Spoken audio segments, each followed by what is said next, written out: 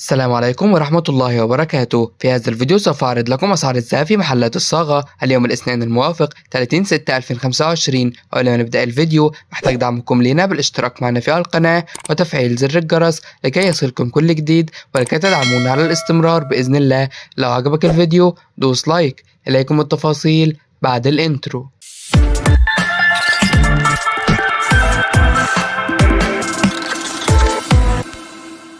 سجل عيار 24 شراء 5224 جنيه وبيع 5257 جنيه. سجل عيار 22 شراء 4792 جنيه وبيع 4819 جنيه. سجل عيار 21 شراء 4575 جنيه وبيع 4600 جنيه. سجل عيار 18 شراء 3921 جنيه وبيع 3942 جنيه.